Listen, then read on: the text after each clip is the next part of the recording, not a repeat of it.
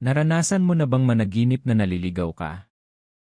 Yung tipong paikot-ikot ka sa kalsada, hindi mo mahanap ang daan, o parang kahit saan ka pumunta ay hindi ka makarating sa gusto mong puntahan.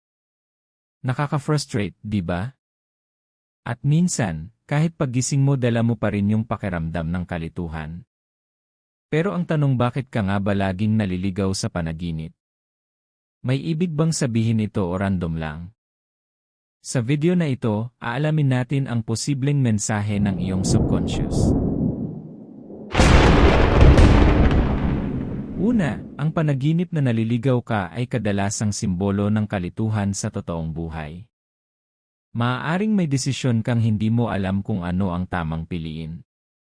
Pangalawa, maaari rin itong senyales na nawawala ka sa direksyon ng iyong buhay. Maaaring hindi ka sigurado kung saan ka papunta sa career, relasyon, o personal na layunin.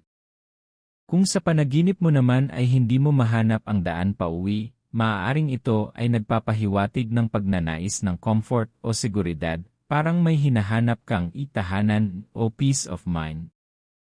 Kung paulit-ulit kang naliligaw sa parehong lugar, maaaring ito ay simbolo ng pattern sa buhay mo na hindi mo pa napuputol, mga pagkakamali o sitwasyon na paulit-ulit mong nararanasan. Kung sa panaginip ay may kasama ka pero naliligaw pa rin kayo, maaaring ito ay nagpapakita ng kakulangan sa gabay o malinaw na direksyon kahit may mga taong kasama ka.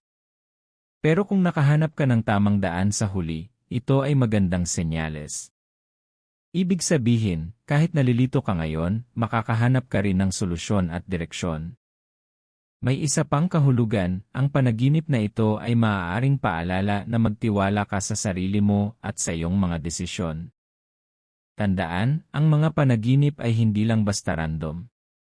Ito ay paraan ng iyong isip para ipakita ang iyong tunay na nararamdaman at iniisip. Ikaw, naranasan mo na bang maligaw sa panaginip? Ano ang nangyari, nakalabas ka ba o lalo kang nalito? I-comment mo sa ibaba ang iyong karanasan at maaaring isa ito sa susunod nating video.